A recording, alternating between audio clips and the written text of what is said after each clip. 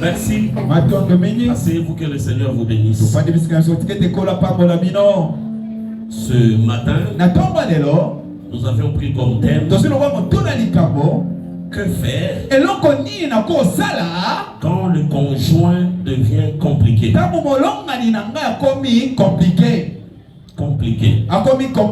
Quand la complication commence à régner dans la famille.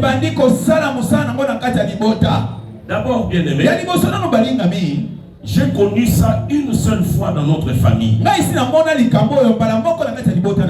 Je me rappelle, j'étais encore en 5e primaire ou 4e primaire. Quand je vis une nuit, mon père et ma mère en train de s'échapper. En train de s'échapper. La maison était devenue comme si vous êtes en train de marcher sur les œufs. Souvenez-vous de la gélatine qui entoure l'œuf.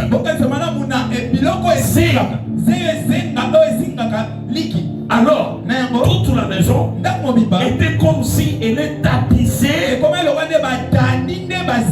de ces blancs d'œufs là. Cette situation avait enduré presque une semaine. Jusqu'à ce que je vis mon père prendre les effets de ma mère, le faire sortir dehors. Bien aimé, c'était une scène horrible. Je me rappelle, même à l'école, je n'étais pas sur mon assiette.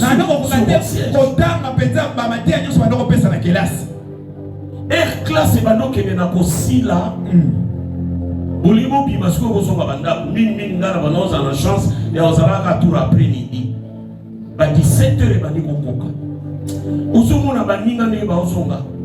Ne sengo. Menga na banda ozonga na pasi na motema. Parce que je sais ce que je vais te dire. Le conflit le conflit entre papa et maman. Je voudrais dire ceci à tous les enfants qui sont ici.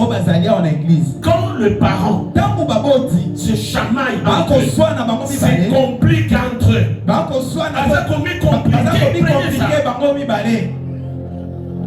Mon fils, s'il y a un endroit où il faut aller,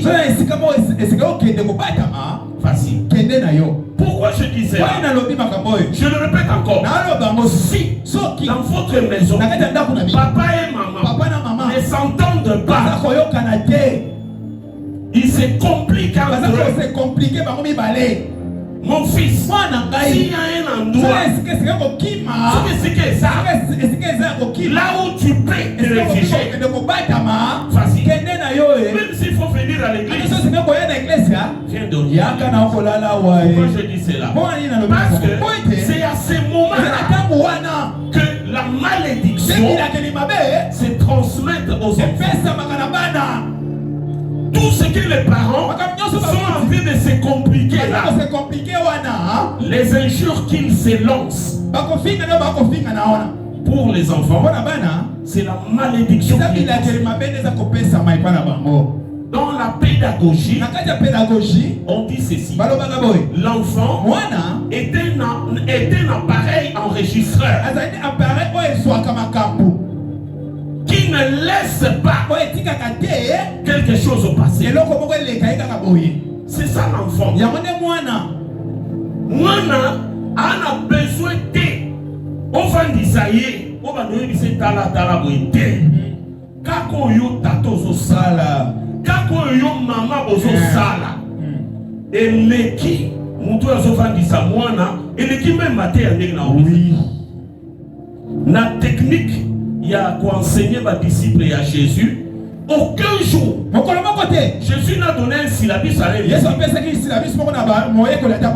il a dit à quelqu'un, écris ça. Non. Quand il voulut ressusciter un mort, il a pris un disciple. Il ressuscite. Les disciples voient. Comment ça s'est passé? Quand il voulait guérir le malade en présence des disciples, même quand il voulait prier, l'enseignement de Jésus était basé sur la vue. Dans la maison, vous devez faire beaucoup d'enfants. Beaucoup d'enfants sont sortis maudits de leur maison à cause des parents compliqués. Compliqué. À vous les parents, je voudrais aussi vous dire ceci. Si vous avez compris ce qui se passe aujourd'hui ici, la souffrance que j'ai vécue dans notre maison pendant une semaine seulement, je sais combien mon cœur était brisé de voir mes parents qui ne s'entendent pas. Et puis ça qui obligé moi dans la 4e primaire, mais na comprendre et l'eau qu'on dit les canards entre tata et maman. Et puis na sali pe jugement na ngai. Na bombate na côté la ki maman. Na mona que maman dans sa raison. Papa ça na tort. On me dit ça banda ko ebebaka. Ndaku okaboli yango. Et comme bana ya papa na bana ya maman. Et l'autre wana et qu'on continue ti papa okomi mokolo otambola ka na banzela ozomona papa moko mokolo abota bana vraiment aotambola chemise sanité baola tsoba bitala yo côté ya ozone na babe omona côté ya Saint-Luc tozo nazole kana mgomsuna mutuka na mona papa moko azaka na mikotu na biko pero ni babia papa tika babula sana bana barosa talanda kwa ndako mwana na hii mimi ndio batika babia tika bana barubi papo asa papa usali sante makambo yo utiwa et utaka na banda. C'est pourquoi un papa na maman ils sont en train de se compliquer. Vous divisez la famille. Vous créez 2 types d'enfants. Tata. Oui. Tata.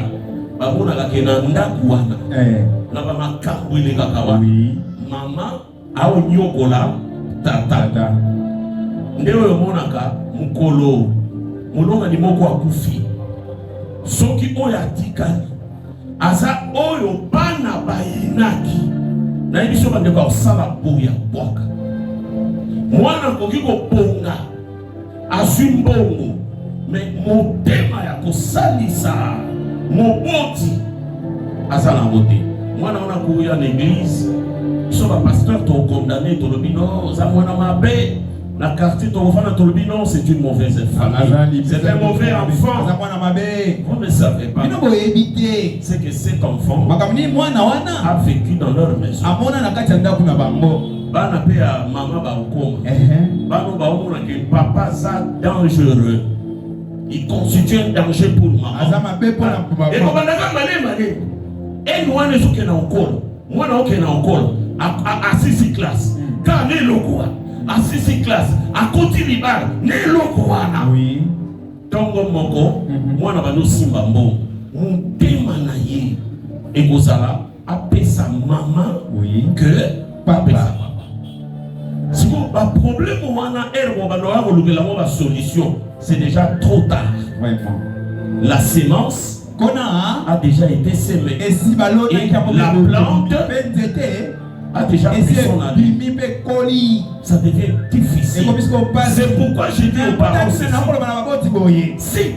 vous êtes vraiment des parents responsables, c'est compliqué. Obenganan bana nyonso bobengi bango bopesi bango mbongo olobi bozo mbongo okenda Braza oui Ok, nan go fana na braza. Oui. Ok, ne go fana go so mo pepe. Oui. Après bino bosongi, bokoti na ndako. Lokola bolingi complication comme un mode de vie. Vous vous compliquez. Sans les enfants. Même les tout petits enfants. Bien aimé. Moi je suis un corps médical. Sanga. Ezalakate. Amen. Je le répète. Sanga. Oui. Ça n'existe pas. Sanga c'est quoi? L'enfant qui est tout petit. Chaque jour, il sent comment papa tu grondes. Et il sent comment maman manque du respect à papa. L'enfant de 2 mois. Il y a 2 mois. Bamonaka. Oui. Basosolaka. Bakomprendaka. Aoumona ndenge maman solela. Aoumena lisei lipele. Maman sakolela. C'est la même émission. Et l'homme dit de ça que bébé. Aïe bah que oh maman n'a pas. Et ça a battement à cœur. Ok. Et ça a manière maman me met la caille. Moi na kanga ka bébé kanga abada geste wala. Aïe que maman me met la caille à salaka. Oui. Moi na kanga ka solo. Aïe bi solo ya maman na ye. Amen. Ne lo bani salaka moi na muke. On peut se l'envoyer comme tout soit léni. Oui. Mais si on peut se l'envoyer comme maman ni quelque peu. On y a dit na on est. Et ça m'agite. Mwana amonaka. Aïeba. D'ailleurs, si moi nous avons la carte de boum. En médecine, on dit ceci. Son monimoisi, asana signe. Et que zemi wana eza ko compliqué. Zemi ora zemi so bétaillé. Oui. Na médecine, balobi faut benga mwasi wana. Yo gynécologue, faut benga. On va dire tout n'est bien.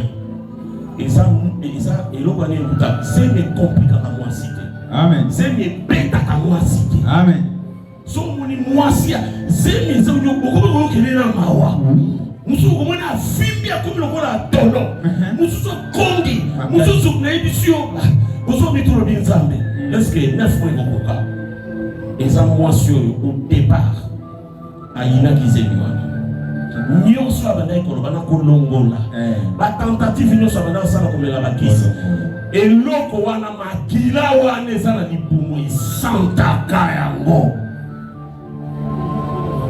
elikutu baolongola mwasi zemi ezala na bibende moko tokotisa yango curette ofungoli col okotisa ebende wana eza curette eza lokola na dutu mosusu eza lokola na mbende esalamu il faut kende ozo kata kata mwana ozo kata yebi bengi ozo curete ko curete ngolo ba ko parola ozo bendaka ozo bendo ozo bimisa dala na échographie ce qui au sa curette au dala na image wana na échographie il faut mona nini mwana opusa baka ka eloko wana ya pamba wana il faut mona nini azako kimaka curette yope ozo landa mais moi na mso ko kima akomi na suka assez déplacé vraiment curette na le lokolo mona kuna na quantité et les kami et toboli matrice ya mwasi an oye baté yozo zo bendaka aussi commis déjà après matrice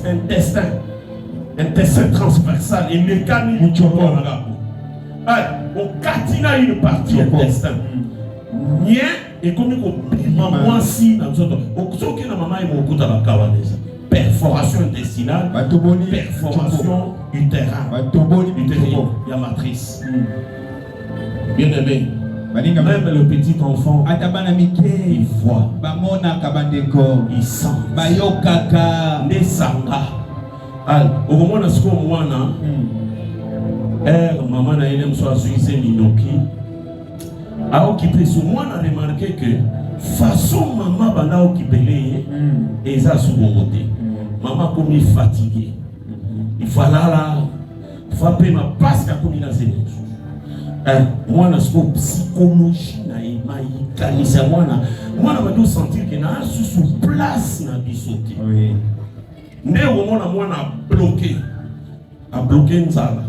a bloqué nyonso ali vitamine nyonso esili babebi ndenge babe bakawana okendaka na bango teo bango basalisa sanga n'existe pas ça moi na ça psychologiquement touché oui suite à quoi la complication la complication qui règne dans la femme.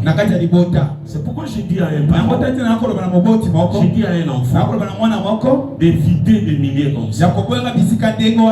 S'il y a un endroit, je l'ai dit en tant que pasteur, si tu restes là, tu te maudis.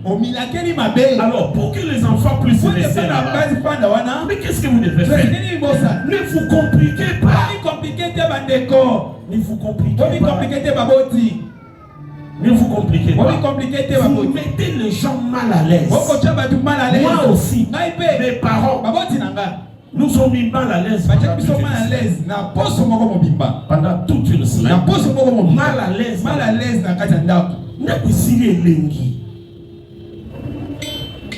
La complication entre le conjoint dans tous les domaines, surtout dans le domaine de la sexualité.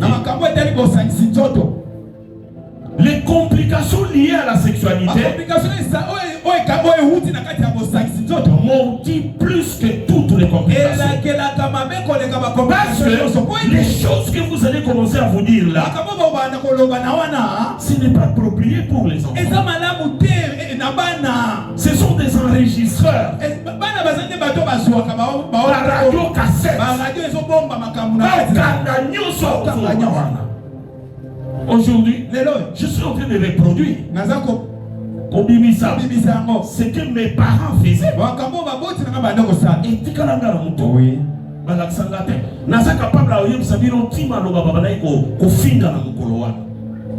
C'est resté là dans ma tête.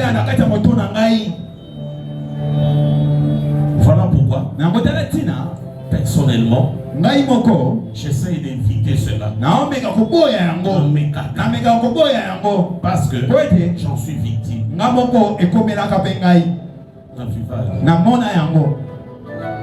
Alors nous allons prier. D'où viennent toutes ces choses?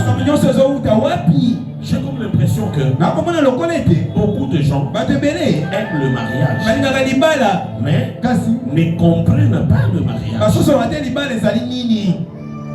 Aiment le mariage. Tout le monde aime le mariage. Mais on dirait, on ne comprend pas. C'est quoi le mariage? J'avais besoin de quelqu'un qui va nous lire la parole.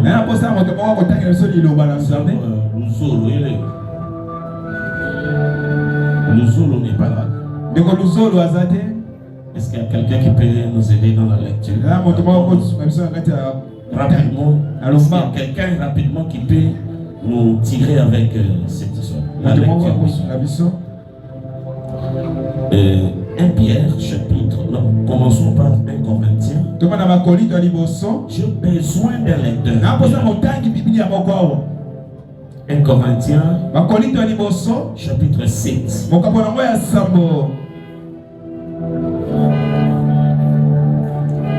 Ces écrits pour moi sont tellement petits que je ne saurais vraiment pas.